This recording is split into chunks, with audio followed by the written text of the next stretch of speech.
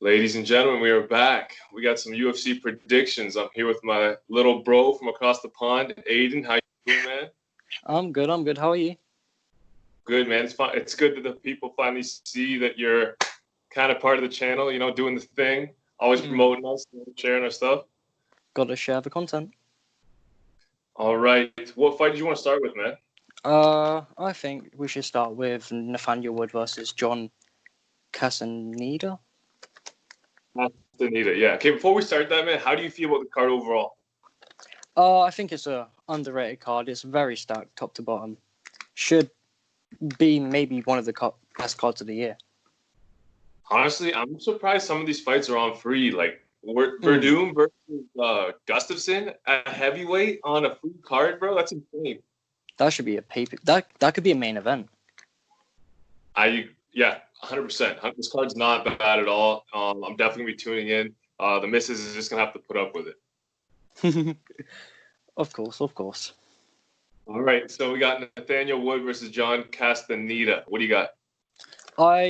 This is a really difficult fight because I was watching, studying them earlier. Bruh.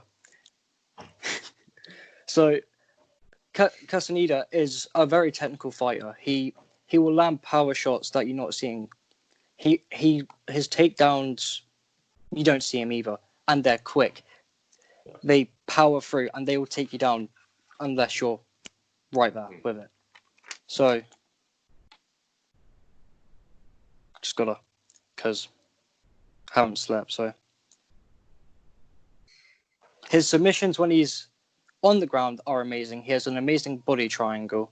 He also, when he's on top, he mauls you. He'll just throw punches until you give up. Mm-hmm. But he gets hit too much. Mm-hmm. Same with Nathaniel Wood. He's good on the ground. He's a great striker, but he does get hit too much. So they're both powerful punchers. So it's a hard to call, but I think I'm going to lean towards Nathaniel Wood just for the technical ability. But I wouldn't be surprised if Castaneda came out and knocked him out. Okay, so before I went into this, I was familiar with Nathaniel Wood, obviously. Most of us are. And I didn't really know much about Castaneda. And at 17-4, solid record. Nathaniel Wood, 16-4, solid record. I went and looked at Castaneda. He doesn't have much top promotion experience. He's fought a lot in Combate, which, if you're not familiar with Combate, that's where I think Tito Ortiz had his last fight. Yep. Yeah. So I went and I looked at his highlight tape, though, man. He is an explosive dude. Like, the takedowns, like you said, come out of nowhere. He throws these overhand rights you don't see coming. He dropped a dude with a jab to the body. He's powerful. He's very powerful. I think he's a live dog in this. I'm going to go as far as say he knocked out Nathaniel Wood, because Nathaniel Wood is hittable. And very hittable. Nathaniel Wood got knocked out by John Dawson, did he not? Yes, he did, yeah. And I think Castaneda is a very similar style to Dawson, very explosive, very lunging in with the shots. I think Castaneda stops him. I wouldn't be surprised. Should be an amazing fight. I don't think it should be this low on the card. I agree. This is one of the fights I'm looking forward to most now I've looked into it a bit. The rest of the prelims are decent. There's a few good fights. We have Tanner Boser. Yeah, Tanner, the bulldozer Boser. Shout out to him. He came on the show not too long ago. What do you think about him taking on Rafael Pateo? So I looked into both of them. They're both powerful. I have Tanner winning by KO. Just from his last performance alone, it was amazing. But I wouldn't be surprised if Pessoa came out, did the same to him. So they have a common opponent. They both fought Cyril Gagne. Is that his name? Cyril? Yes. Yeah, I don't know how to pronounce it. My apologies, Cyril. It's a hard name to say. Pessoa triangle throw. Boser went the distance. That being said, I think Pessoa being the naturally bigger man, he's a natural heavyweight. I think Boser could actually cut to light heavyweight, in my opinion. I think that's going to play a big factor in this. I think Pessoa will either stop him late or win a pretty unanimous decision. I wouldn't be surprised. Should also be another good fight. Yeah. The next fight I want to talk about is Harbour versus Trinada. Mm-hmm.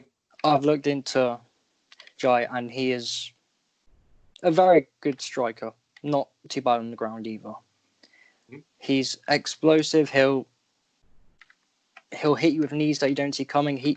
He's all round an amazing technical striker, and I wouldn't be surprised if he knocks Trinaldo out within 2 rounds. Really? Yeah. And I'm not just saying that because he is from my country. I mean it. I don't know. That's 2 for 2 in the English picks. I don't know if I can believe it. Just wait till the main event. How dare you? I don't know. Herbert making his USA debut. He's 10-1, taking on always tough Francisco Trinaldo, who looked great in his last fight against McDessie. He did. He's 41, but he's still a beast, man. I honestly think Trinaldo's gonna wear him down and grind out for a split decision. I could see it happening. But also be another good fight. It's hard to know. These guys making their debuts. It's just hard to know what we have, what commodity they are. Yes, yeah, I agree. All right, let's go to the main event. We have Kazmat Chimaev taking on Reese McKee. In Kazmayat is returning after he was fought last week, did he not? 2 weeks ago, I think. 2 weeks ago, he's 7-0. He made his UFC debut and mauled a man and won via second round TKO. This is his welterweight debut. His last fight he took on short notice at middleweight. Reese McKee is 10-2-1 and also making his UFC debut. This is a good fight, man. Very good fight. I'm a big fan of Chimaev. I predict he knocks him out in the first round, but it could happen both ways. It all depends. Reese McKee's a much better striker, like much better. It all depends on that takedown defense. What does he have? I haven't seen much in his highlights of his ground game. I haven't seen much takedown defense, but when he is on his feet, the man can do pretty much everything. He's a great boxer. The technical boxing is there. I'm going to go on a limb and call the upset. I think he stuffs the takedown early and knocks out Chimaev in the second round. It could happen. They're both good strikers. I do agree he is the better striker, so I would not be surprised if it happened. But that being said, Kazmat Chimaev is a great prospect. Like, he was huge at middleweight. He's coming back down to welterweight. It's going to be it's an uphill battle for Reese. Oh, definitely. And I know you're high on this guy. I liked his performance. Brilliant performance. But the way he reacted in the cage or in his post-fight interview, I didn't like. I think he needs to bring it down a bit. Like, dude, you were 6-0. That was your UFC debut. You were fighting a guy who is like past his prime. There wasn't much of an opponent for you. It was just kind of he was there to be beaten. I think this is a much better opposition. Reese McKee, even though he's making his UFC debut, and the other guy was a UFC vet. I think we're going to see a lot more resistance in this fight. Oh, yeah, definitely. 100%. Okay. Cowboy Alex Oliveira taking on Peter Sabaro. What do you got? I have Oliveira, but I'm not really sure in this fight. I haven't done a lot of research into it because I ran out of time. But from what I've seen of both, I think Oliveira he's a dog. I think he just pulls through and gets the decision victory. We might be looking at one of the most one-sided fights in the main card here. I think Oliveira is going to beat him pretty bad. Oliveira is not a huge knockout guy, but I think he will win a big unanimous decision. I agree. All right, what do we got next? Paul Craig. Yes. Ghazi Murad Antigualov. Confusing name. Tough. It's a mouthful. From what I saw from Paul Craig, I'm pretty sure he had a draw with Mauricio. Sure. Yeah. Yep. And that was a great fight. But I've also looked into Antigualov, or however you say his name. And he's amazing on the ground as well. I feel like just from the strength of Antigulov, I think he'll grind him out to a decision victory. I'm not 100% sure on it, but could happen. From what I recall from that Paul Craig Shogun fight, I had it 2-1 for Shogun. I thought it was a bad decision. That being said, Paul Craig won the first round big, so to draw, it's not the worst. But I do think that Shogun was right for the winner. That being said, Paul Craig showed a lot of good stuff off of his back. He went for a lot of submission attempts. Again, if I remember correctly, he has a 92% finish rate submission. And Antigulov he's a Brazilian jiu-jitsu guy as well. He's got like 15 submissions himself or something.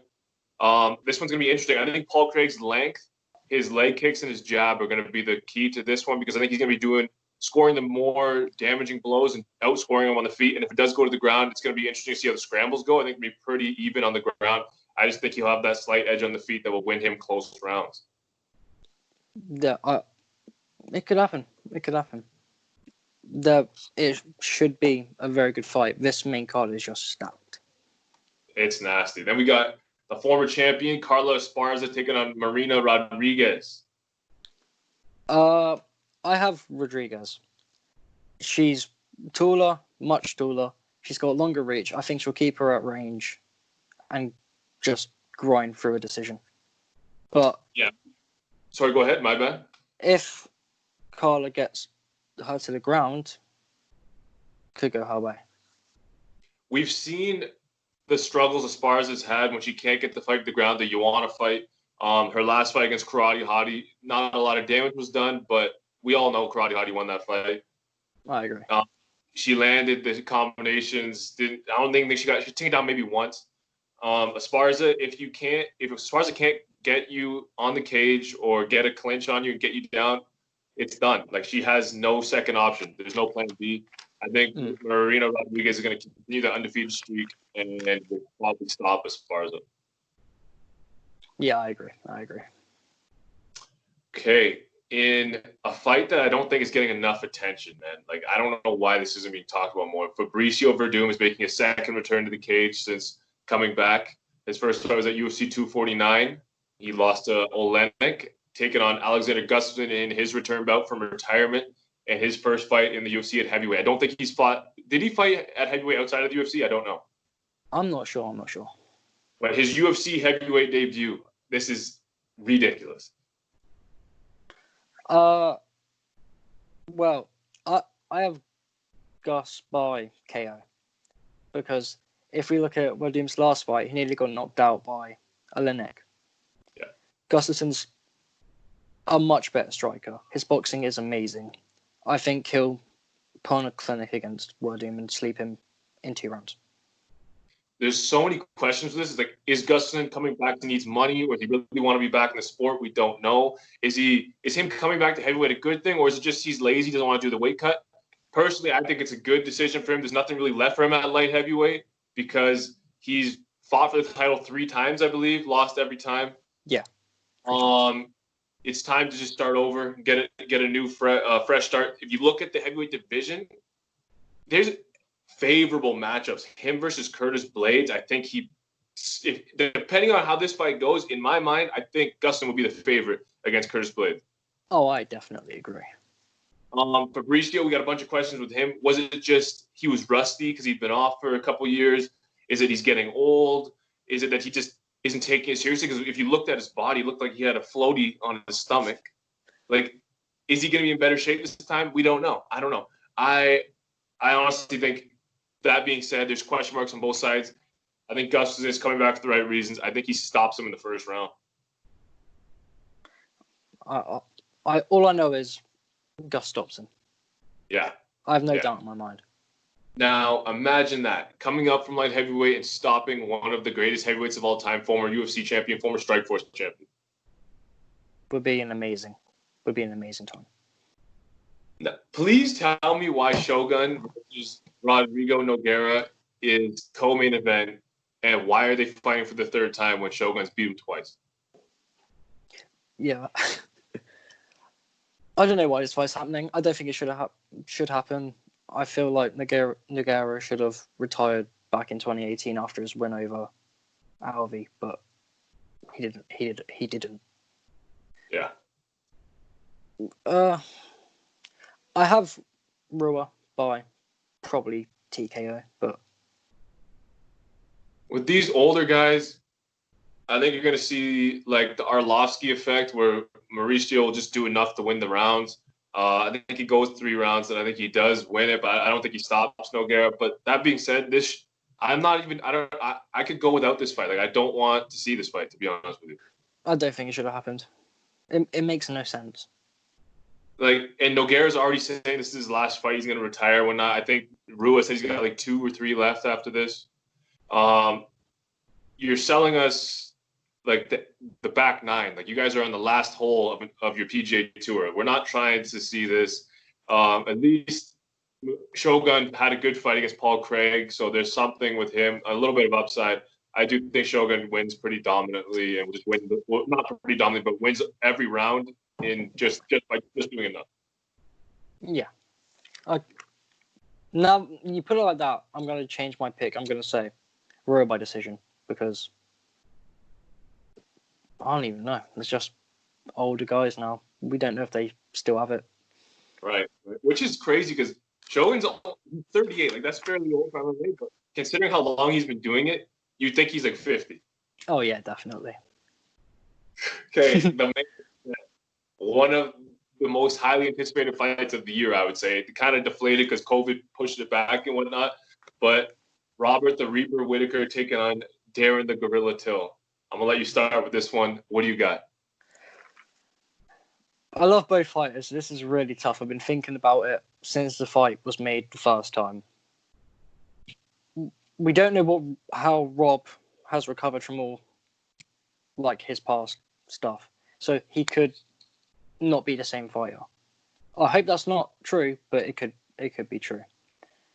Darren Till, of course, we've seen him get knocked out twice. Hurt my soul, but we've seen it happen. I